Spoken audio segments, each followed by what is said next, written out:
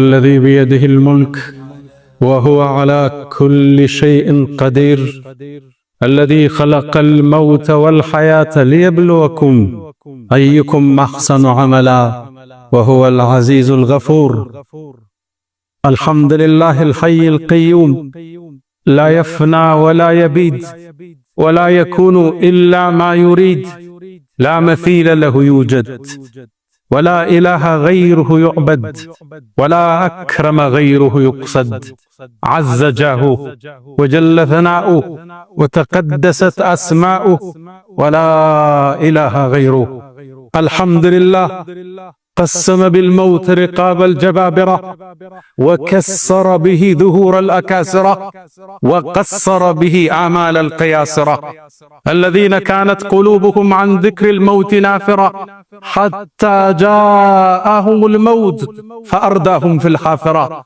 فانظر هل تحس منهم من أحد أو تسمع لهم ركزا.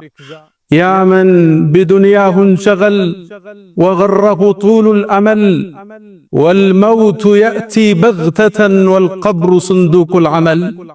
وصلى الله وسلم وبارك على نبينا محمد إمام الأولين والآخرين، ورحمته للعالمين وحجته على خلقه أجمعين، فصلوات الله وسلامه عليه ما اتصلت عين بنظر ووأت عذن بخبر، وسلم تسليما كثيرا. لك أحرفي رترتها ترتيلا، طوبى لشعر في مكامك قيلا، صلى عليك الشعر حين نسوقه، ويظل مهما قيل عنك قليلا. فصلوات الله وسلامه عليه ما ذكره الذاكرون الأبرار، فصلى الله وسلم وبارك عليه ما تعاقب الليل والنهار. ونسأل الله تعالى يجعلنا من خالص أمته، ويحشرنا يوم القيامة في زمرته. معاشر المؤمنين عباد الله، أوصي نفسي الخاطئة وإياكم بتقوى الله. ولقد قال تعالى: ولقد وصينا الذين أوتوا الكتاب من قبلكم وإياكم أن اتقوا الله. يا أيها الذين آمنوا اتقوا الله وقولوا قولا سديدا يصلح لكم أعمالكم ويغفر لكم ذنوبكم، ومن يطع الله ورسوله فقد فاز فوزا عظيما. يا أيها الذين آمنوا اتقوا الله حق تقاته ولا تموتن إلا وأنتم مسلمون. عباد الله، إن الله سبحانه وتعالى رفع مكانة العلم والعلماء. قال جل شأنه: يرفع الله الذين آمنوا منكم والذين أوتوا العلم درجات. العلماء ورثة الأنبياء، ومعلوم أن الأنبياء لا يورثوا دينارا ولا درهما، إنما ورثوا العلم، فمن أخذ العلم فقد أخذ بحظ وافر. وقد قال صلى الله عليه وسلم: يستغفر للعالم ما في السماوات وما في الأرض. وأي منزلة أشرف وأكرم ممن تشتغل أهل السماء والأرض بالاستغفار له. إنه مقام العلماء. العلماء هم خيرة أهل الأرض وورثة الأنبياء، هم أكرم وأشرف عند رب العالمين. بالعلم بل بالأدب تنالوا أعلى الرتب. ما الفخر إلا لأهل العلم، إنهم على الهدى لمن استهدى أدلاء. ففز بعلم تعش به حيا أبدا، والناس موتى وأهل العلم أحياء. وموتهم مصيبة لا تجبر ونجم طمس. فنسأل الله تعالى أن يرحم علماءنا وأساتذنا ومشايخنا. ود مؤمنان ዛሬ አንድን ክስተት መንገድ ላይ ያቆመና አላህ የፍጥረቱ ዓለም ፈጣሪና አሸናፊ ጌታ ነው። ብቻውን ቀሪ ድሮም የነበረ መነሻም ድረሻም የሌለው ኃያል ጌታ በፍጡራን ላይ ሁሉ ሞትን ጽፏል። ነገስታት ያልፋሉ፣ ዑለማዎች ያልፋሉ፣ ባለሀብቶች ያልፋሉ፣ ትላልቅ ትናንሽ ሰዎች ያልፋሉ። ብቸኛና አሸናፊ ጌታ አላሁ ሱብሓነሁ ወተዓላ አይደለም ሞት ላ ተእኹዙሁ ሲነቱን ወላ ነውም እንቅልፍ ማንጎላጀት የማይዘው ሕያው የሆነ አላሁ ሱብሓነሁ ወተዓላ። ግን አላህ በፍጥረተ ዓለሙ ላይ ሞትን ጻፈ። ሁሉም ያልፋል፣ ሁሉም ይሻገራል። መራራውን ሞት ሁላችን እንቀምሰው ዘንድ አላህ ደንግጓል። ኩሉ ነፍሲን ዛኢቀቱል መውት። ከዚህ ነፃ የተደረገ የለም። ይህን መሻገር ከሌለ የቻለ የለም። ሁሉም ሞትን ይቀምሳል። ሁሉም የሞት ስካር ውስጥ ያልፋል። የሰው ልጅ በሕይወት ቆይታው ከደስታ ሊሰክር ይችላል፣ ከብስጭት ሊሰክር ይችላል፣ ከመጠጥ ሊሰክር ይችላል። በሕይወቱ አንዴ ብቻ ግን ከሞት ይሰክራል። ወጃአት ሰክረቱል መውት ብልሐቅ ዛሊከ ማ ኩንተ ሚንሁ ተዒድ። በእርግጥም አስካሪው ሞት ወደ አንተ መጣ ይላል አላህ። ይሄም አንተ ስትሸሸው የነበረው በመድኃኒት፣ በመርፌ፣ በስፖርት፣ በአመጋገብ፣ ባለባበስ ስትሸሸው የነበረው ነው ይባላል። ዛሊከ ማ ኩንተ ሚንሁ ተህረብ፣ ዛሊከ ማ ኩንተ ሚንሁ ተፈር። ስትሸሸው፣ ስትሮጠው፣ ስታመልጠው የነበረው ሞት መጣልህ ይባላል። ማምለጥ የለም። ጊዜው የተወሰነ ነው፣ ቦታውም የተጻፈ ነው። ከዚህ ማምለጥ መውጣት የሚችል ሰው የለም። አንድ ወጣት አንድ አገር ላይ ወባ ወረርሽኝ ገባ ተባለና ማህበረሰቡ ጋር አላልቅም ብሎ አባትና እናቱን ጥሎ አገር ሊሸሽ ሲል አባቱ ያዘ። ልጄ ወይ ወዴት ትሄዳለህ?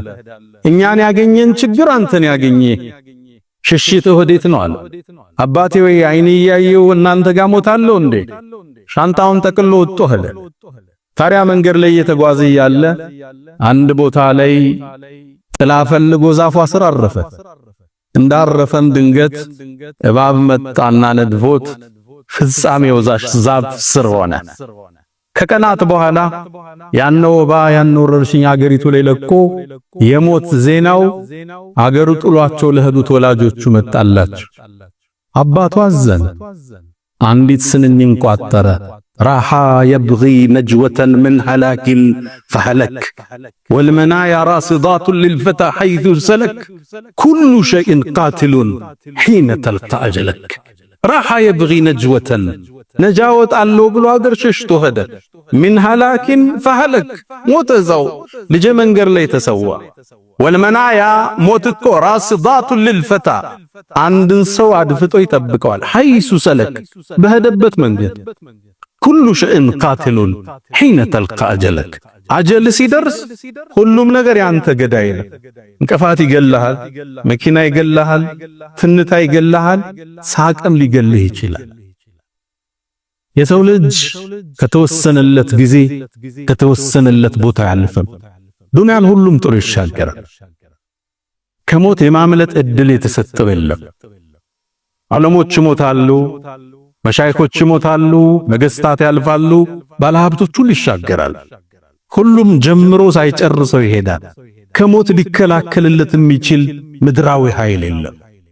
ሃሩን አልረሺድ በሙስሊሙ ታሪክ ውስጥ ታላቁ ንጉሥ የነበረው ሃሩን አልረሺድ የሙስሊሙን ዓለም አሁን ኳታር፣ ሳውዲ፣ ኩዌት እያልን የምንቆጥራቸውን ሁሉ በብቸኝነት ይመራ የነበረ ኸሊፋ ነበር።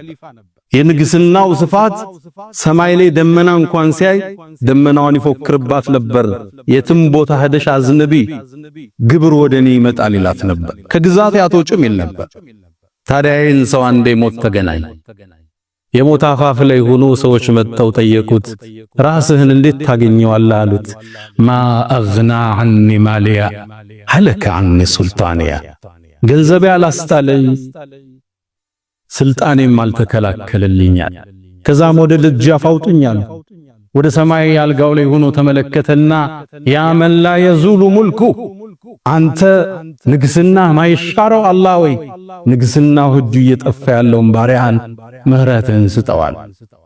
ስልጣን አያድንም፣ ሀብት አያድንም፣ ወገን አያድን፣ ወዳጅ ዘመድ አያድን። እሱ ሲመጣ መቋጫ ይደረግለታል። ታዲያ በሰሞነኛው ተራሶች ሳይሆኑ ትላልቅ ዑለማዎቻችን ዱንያን መሻገራቸውን ስናይ እኛ ተሮቹ ቆመን እንድናስብ የሚያደርገን ሁኔታ ተከስቷል። ዓለም ላይ በርካታ ትላልቅ ዑለማዎች ምድርን በቅርቡ ተሰናብተዋል። ሁለቱም ብንጠቅስ የሳውዲ አረቢያውን የፈትዋ አባት አሊ ሼኽን እናገኛለን። መተኪያ ያልነበራቸው ትልቅ ዓሊም። ወደ ሀገራችን ስንመጣ በቅርቡ ያጣናቸው አባታችን ተቀዳሚ ሙፍቲ ሐጅ ዑመር ኢድሪስ እናገኛለን። ሁሉንም አላህ ይርሐማቸው፣ ማረፊያቸውን አላህ ፍርደውስ ያርገው፣ ከነቢያት ጋር ብሎ አላህ ያሰልፋቸው፣ ያጠፉት ወንጀል ካለ ሁሉን ይለፋቸው፣ እኛንም አላህ ይለፈል። ዑለማዎችን ማጣት ተራሳውን ማጣት አይደለም። አላህ ለዑለማዎቹ የተለየን ክብርና ደረጃን ችሯል። ዑለማዎቹ የነቢያት ወራሽ ናቸው። ነቢያት ብርና ገንዘብ አይደለም ያወረሱት፣ ዕውቀትን ያወረሱት። ዕውቀትን የያዘ ትልቅን ዕጣ ይዟል ማለት። ለነዚህ ዑለማዎች ለነዚህ ትላልቅ ኡስታዞች የሰማይ ነዋሪያት የምድር ነዋሪያት ሁሉ ለነሱ እስትግፋር እንደሚያረጉ ነብዩ አለይሂ ሰላቱ ወሰላም ነግረውናል። ለይስተግፊሩ ለልዓሊም ለአንድ ዓሊም እኮ ሰማይ ላይ የሚኖሩ ነዋሪዎች ምድር ላይ የሚኖሩ ነዋሪዎች እስትግፋር ያደርጉላቸዋል ይላሉ ነብዩ አለይሂ ሰላቱ ወሰላም። ከዛ ነው ከዚች ተነስተው አይማዎቻችን ከዚህ የተሻለ ደረጃ አሉ። የሰማይ ነዋሪ የምድር ነዋሪ ለነሱ እስትግፋር በማድረግ ቢዚ ከሆኑላቸው ሰዎች በላይ የትኛው ደረጃ እዚች ምድር ላይ አለ? እነሱ የጻፉበት መድ ሸሂዶች ካፈሰሱት ደም በላይ ዋጋ አለው። አላህ ሐሰኑል በስሪ ለዛ ነው የውመል ቂያማ እኮ የዑለማዎቹ የጻፉበት መዳቸው ቀለሙ ሸሂዶች ያፈሰሱት ደም ሚዛን ላይ ይቀርባል። ታዲያም ያሸንፈው ሸሂዶችን አቅጣጫ ያሳዩት ያነጹት የመሩት ዑለማዎች የኡስታዞቹ ብዕር ነው ሚዛን የሚደፋው ቀለሙ ይላል። ደረጃቸው ትልቅ የገዘፈ ነው። ኢንዲላህ ይላሉ ነብዩ አለይሂ ሰላቱ አላህ ወመላኢከተህ የሱ መላእክቶች ወአህለ ሰማዋቲሂ ወአርዲሂ የሰማይ ነዋሪዎች የምድር ነዋሪዎች ጉድጓዱ ውስጥ ያለ ጉንዳን ባህር ውስጥ ያለ አሳ ነባሪ እስትግፋርን ይጠይቃሉ የሰው ልጆችን መልካም ለሚያስተምሩ ዑለማዎች ይላል። አንተ ዛሬ ክብር ያልሰጣቸው ዑለማዎች ወንዝ ውስጥ ያለ አሳ ነባሪ ለነሱ እስትግፋር ያደርጋል። ደረጃቸው የተለቀ ማዕረጋቸው አላህ ዘንድ የጎነ የነቢያት ወራሾች የነቢያት ተከታዮች የነቢያን ሻማና ፋኑስ ያዦች ዑለማዎች ናቸው። ታዲያ እነሱን በሞት ማጣት ቀላል አይደለም፣ ሚጠገን ክፍተትም አይደለም። መውቱል ዓሊም የአንድ ዓሊም የአንድ ታዋቂ ህዝብ አስተማሪ ሰው ማጣት ሱልመቱን ላ ቱሰድ የማይጠገን ሽንቁር ነው። እስልምና ላይ ቢከፈት ወነጅሙን ጡምስ ነው የሚሉት ኢብኑል ቀይም መርፉዕን እንደ ረሱልላህ ሐዲሱን ወደ ላይ ወስደው የጠፋ ከዋክብት ማለት ነው። የአንድ ማህበረሰብ ሞት ከአንድ ዓሊም ሞት ጋር ይገናኝ። እነሱ ናቸው ብርሃኖቹ። መልፈኽሩ ኢላ ለአህሊል ዒልም ልክና ለነሱ እንጂ ለነማን ነው ታዲያ? ቅናቻን የሚያሳዩ አቅጣጫ የሚጠቁሙ ሐላልና ሐራሙን የሚነግሩ ደውለ ማብራሪያ የሚሰጡ የአላህ መስመር ይሄ ነው የሚሉ አላህ ጋር ተለያየህ ማለት እኮ ነው። ከህጉ ተፋታህ ማለት ነው። ዓሊም የለም ማለት አላህ ደግሞ በዚህ ኡመት ላይ ሌላ ነብይ አይልክም። መደምደሚያው ነብዩ አለይሂ ሰላቱ ወሰላም ናቸው። ታዲያኛ ሳውዲ ላይ ባጣናቸው ታላቁ ሙፍቲ አሊ ሼኽም ይሁን በሸኻችን ተቀዳሚ ሙፍቲ ሐጅ ዑመር ኢድሪስ ህልፈት አዝነናል። አላህ ሐዘናችን ይጠግነን፣ እነሱንም የጀነት ማረፊያቸውን አላህ ከፍ ያደርግላቸው። ታዲያ በዚህ የሰሞነኛ ክስተት የተወሰኑ ነጥቦችን ታዘብነ፣ ተማርንባቸው።